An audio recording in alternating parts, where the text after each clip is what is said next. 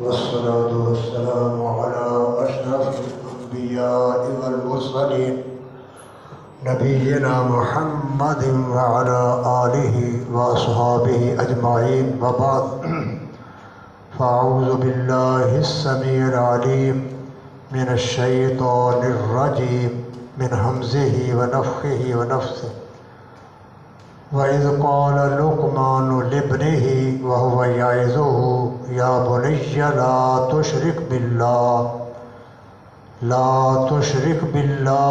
إن الشرك لظلم عظيم۔ میرے بھائیو، دنیا میں گناہ جو ہو رہے ہیں وہ بے شمار گناہ ہیں۔ بعض گناہ چھوٹے ہیں اور بعض بڑے ہیں، اور بعض گناہ بہت ہی بڑے ہیں۔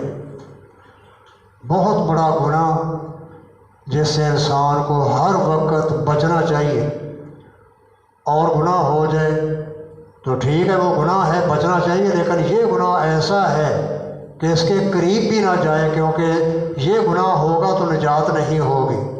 وہ گناہ ہے اللہ رب العزت جو خالق ہے اس کے ساتھ زمین والوں کو، جو مخلوق ہیں، زمین والوں کو خالق کا شریک بنانا، شرک کرنا، یہ بہت بڑا گناہ ہے۔ حدیث پاک میں آتا ہے، حضرت عبداللہ بن مسعود رضی اللہ تعالی عنہ بیان کرتے ہیں کہ ایک آدمی آیا، ان کو فکر تھی اپنی آخرت کی۔ وہ پوچھا کرتے تھے اللہ کے پیغمبر سے تاکہ ان کی نجات ہو جائے، ہمیں فکر نہیں ہے، سن لیا چلے گئے، کوئی پرواہ نہیں ہے۔ وہ آدمی آتا ہے اور دیکھو کیا سوال کرتا ہے۔ کہا اللہ کے رسول ای الذنب اکبر، بڑے گناہوں میں سے سب سے بڑا گناہ کون سا ہے؟ نبی پاک صلی اللہ علیہ وسلم نے ارشاد فرمایا، سب سے بڑا گناہ جس کے ہوتے ہوئے قیامت کے دن نجات نہیں ہوگی، وہ کیا ہے؟ الاشراک باللہ، اللہ رب العزت کے ساتھ غیروں کو شریک بنانا، یہ سب سے بڑا گناہ ہے۔ وعقوق الوالدین، ماں باپ نیک جائز کام کہتے ہیں ان کی نافرمانی کرنا، یہ بڑا گناہ ہے۔ وشہادت الزور اور قول الزور، جھوٹ بولنا، جھوٹی گواہی دینا، یہ بھی بڑا گناہ ہے۔ لیکن سب سے پہلے آپ نے شرک کو ذکر کیا ہے کہ اللہ رب العزت کے ساتھ جن کو اللہ نے پیدا کیا ہے، محتاج زمین والے، دنیا سے فوت ہو جانے والے، ان کو زندہ عرش والے رب کا شریک بنانا، یہ سب سے بڑا گناہ ہے۔ ایک موقع ایسا آیا کہ اللہ کے پیغمبر صلی اللہ علیہ وسلم نے خود فرمایا، الا انبئکم باکبر الکبائر، اے میری امت کے لوگوں، تمہیں سب سے بڑے گناہ کے بارے میں خبر نہ دوں، سب سے بڑے گناہ کے بارے میں نہ بتلاؤں؟ صحابہ نے کہا اللہ کے رسول بتا کیوں نہیں، بتلائیں۔ فرمایا الاشراک ان تدعو للہ ندا وہو خلقک، پیدا تجھے عرش والے رب نے کیا ہے اور اپنی ضرورتوں کے لیے، مصیبتوں کے لیے، مشکل کشائی کے لیے، حاجت روائی کے لیے، مدد طلب کرنے کے لیے پکارتا تو غیروں کو ہے، یہ سب سے بڑا گناہ ہے۔ خالق اللہ ہے اور ضرورتوں کے لیے پکارتا پھرتا ہے مخلوق کو، قبروں والوں کو، ادھر گویا دعوتیں دیتا ہے، پکارے بلندیاں آواز بلند کرتا ہے، جبکہ خالق تیرا عرش والا رب ہے۔ اللہ رب العزت کے سوا غیروں کو اپنی حاجات کے لیے، ضرورتوں کے لیے پکارنا، یہ بھی بڑا گناہ، یہ شرک ہے۔ جب شرک سب سے بڑا گناہ ہے تو اسی کے بارے میں ہم بیان کرتے ہیں کہ شرک کیا ہے۔ شرک یہ ہے کہ عرش والا رب خالق ہے، باقی ہر چیز مخلوق ہے، لہذا عرش والے رب کے ساتھ غیروں کو شریک بنانا، اللہ رب العزت کے کاموں میں مخلوق کو شریک بنانا، اللہ رب العزت کی خوبیوں میں مخلوقات والوں کو حصے دار بنانا، خالق کائنات جو ہر چیز دینے والا ہے اس کو چھوڑ کر غیروں سے مدد مانگتے پھرنا جو محتاج ہے۔ شرک یہ ہے کہ اللہ کے ذات کے ساتھ غیر کو شریک بنانا، اللہ کی صفات میں، اس کی ذات میں، اس کی خوبیوں میں، اس کے ناموں میں، اس کے کاموں میں مخلوق کو شریک بنا دینا، یہ سب سے بڑا گناہ اور شرک ہے۔ اور اللہ رب العزت نے جتنے بھی نبی بھیجے ہیں آدم علیہ السلام سے لے کر آخر الزمان پیغمبر حضرت محمد رسول اللہ صلی اللہ علیہ وسلم تک اسی لیے بھیجے ہیں کہ لوگوں کو شرک سے روکیں۔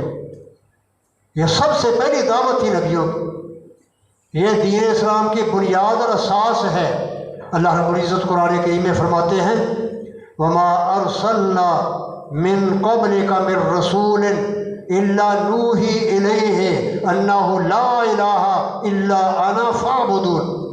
رب کائنات فرماتے ہیں اے نبی صلی اللہ علیہ وسلم، آپ سے پہلے جتنے نبی آئے ہیں سب کو ہم نے یہ حکم دیا اور آپ کو بھی حکم دے رہے ہیں کہ اللہ رب العزت کی ذات کے ساتھ کسی کو شریک نہیں بنانا، عبادتوں کے لائق، ریاضتوں کے لائق، بلانے کے لائق، پکارنے کے لائق، ضرورتوں کے لائق۔ عرش والا رب ہے جو پیدا کرنے والا ہے، میری تیری ضرورتوں کو رب کائنات زیادہ جانتے ہیں۔ یہ مخلوق والے کیا جانے، قبروں میں پڑے ہوئے کیا جانتے ہیں تمہاری ضرورتیں کیا ہیں۔ فرمایا اللہ رب العزت نے جتنے بھی پیغمبر بھیجے ہیں ان سب کی طرف یہی وحی کی ہے کہ اللہ رب العزت کی صرف اللہ تعالیٰ کی عبادت کرنا اور اللہ کے ساتھ غیر کو معبود کا درجہ دے کر اس کو پکارنا، اس کی عبادت کرنا شروع نہ کر دینا۔ سارے انبیاء کی دعوت، سب سے پہلی پکار دعوت یہ تھی کہ اے دنیا کے لوگوں رب کی توحید کو اختیار کرو، عرش والے رب کا کسی کو شریک نہ بناؤ۔ اور پھر شرک اتنا بڑا گناہ ہے، اتنا بڑا جرم ہے، اتنا بڑا جرم ہے کہ انسان اگر شرک کر لے تو ساری نمازیں ضائع ہو جاتی ہیں، روزے رکھے ہوں سب برباد ہو جاتے ہیں، صلاۃ و سلام پڑھی ہو سب برباد ہو جاتی ہے شرک کرنے سے، حج پر حج کیے ہوں، عمرے پر عمرے کیے ہوں، صدقے خیرات کیے ہوں، جب شرک کر لیتا ہے ساری نیکیاں بھسم ہو جاتی ہیں۔ میں نہیں کہہ رہا، قرآن کریم میں ہے، اللہ رب العزت فرماتے ہیں وَلَقَدْ أُوحِيَ إِلَيْكَ وَإِلَى الَّذِينَ مِن قَبْلِكَ لَئِنْ أَشْرَكْتَ لَيَحْبَطَنَّ عَمَلُكَ وَلَتَكُونَنَّ مِنَ الْخَاسِرِينَ۔ اے نبی صلی اللہ علیہ وسلم، ہم نے پہلے نبیوں کو بھی وحی بھیجی ہے اور بھیجتے رہے ہیں، آپ کی طرف بھی وحی بھیجتے ہیں۔ یاد رکھیں عرش والے رب کے ساتھ غیر کو شریک بنا لیا تیری نیکیاں بھی ضائع ہو جائیں۔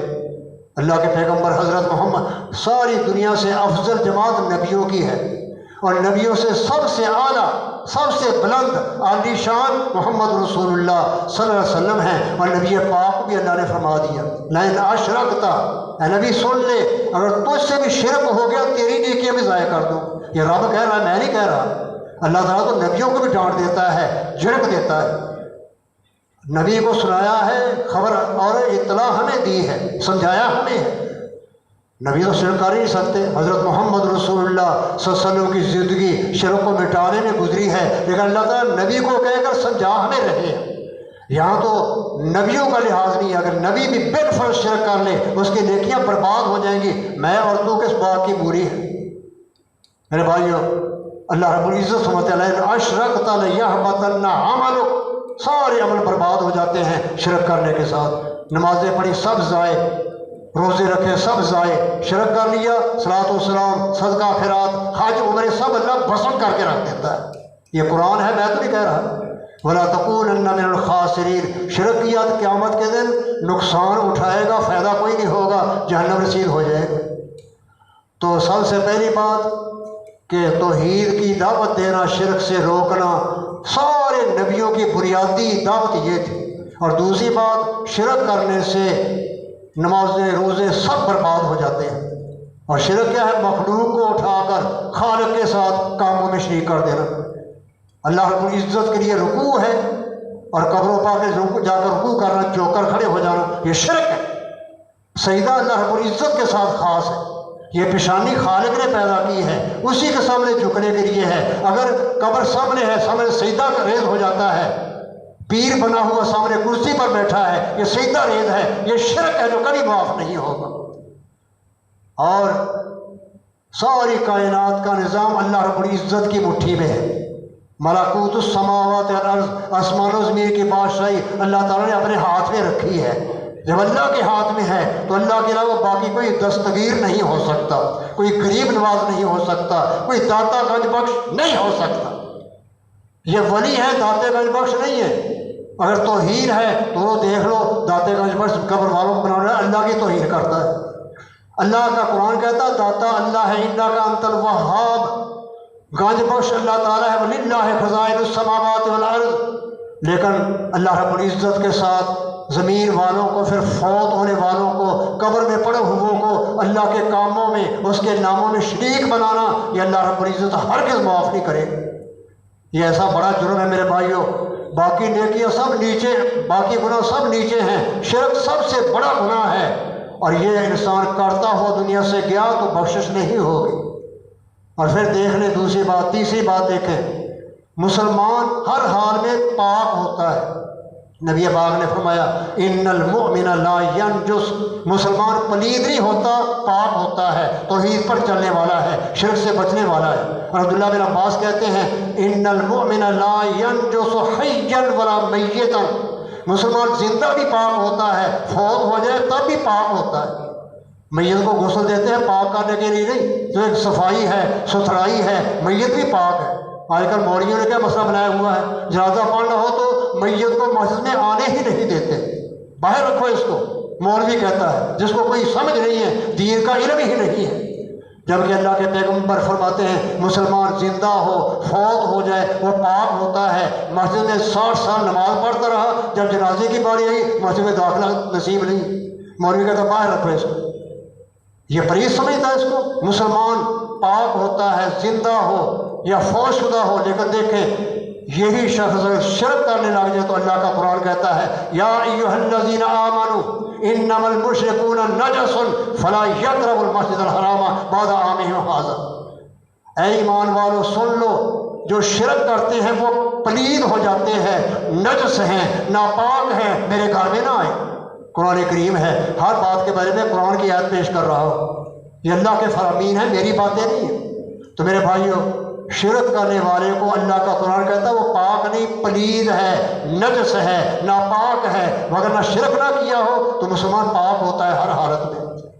میرے بھائیوں کتنا بڑا جرم ہے جس کے کرنے سے انسان پلید ہو جاتا ہے، پاکی سے نکل جاتا ہے۔ یہ اتنا بڑا جرم ہے شرک کہ خالق کے ساتھ اس کے پیدا کیے ہوئے لوگوں کو، ولیوں کو، نبیوں کو، شہیدوں کو، نیکوں کو، بزرگوں کو رب کے کاموں میں شریک بنا کر بیٹھ جانا۔ کیا سمجھا ہے ہم نے اللہ تعالیٰ کی ذات کو، اتنی بڑی ذات کو جو ہر چیز کی پیدا کرنے والی ہے، اور یہ کچھ بھی پیدا نہیں کرنے والے، ان کو رب کا شریک بنا دیا جائے۔ میرے بھائیوں باتیں تو بہت ہیں، بیان کی جائیں گی، تو ہم نے بیان کیا ہے کہ لقمان علیہ السلام بھی اپنے بیٹے کو یہی نصیحت کرتے رہے ہیں، بیٹے شرک نہ کر بیٹھنا، لا تشرک باللہ، یہ بہت بڑا ظلم ہے، بہت بڑا جرم ہے۔ لقمان علیہ السلام اپنے بیٹے کو سمجھاتے ہیں شرک نہ کر بیٹھنا، مارا جائے گا، ساری آخرت برباد ہو جائے۔ میرے بھائیوں ہر موقع پر قدم قدم پر سوچا کریں کہ کام شرک تو نہیں ہے، اس سے بچ کر رہیں۔ ایک مولوی کہتا ہے یہ کوئی حرج نہیں، دوسرا کہتا ہے شرک ہے، آپ کیا کریں؟ بچ کر رہیں، احتیاط کریں، وہ شرک کو چھوڑ دیں۔ اگر نہیں کرے گا تو کوئی نقصان نہیں ہوگا، اور کر لیا تو قیامت کے دن نقصان ہی نقصان، خسارہ ہی خسارہ، بخشش نہیں ہوگی۔ اس بارے میں ہم آیات اس کے بعد پیش کریں گے۔ اللہ رب العزت ہمیں دنیا میں رہ کر اللہ رب العزت کے شان کو، مقام کو سمجھ کر اس کی عبادت کا حق ادا کرنے کی توفیق عطا فرمائے، اور شرک کی غلاظت سے، شرک کی گندگی سے ہمیں اللہ محفوظ فرمائے۔ کوئی شخص اللہ کی بندگی میں شرک کی گندگی ملانے سے پرہیز کرے،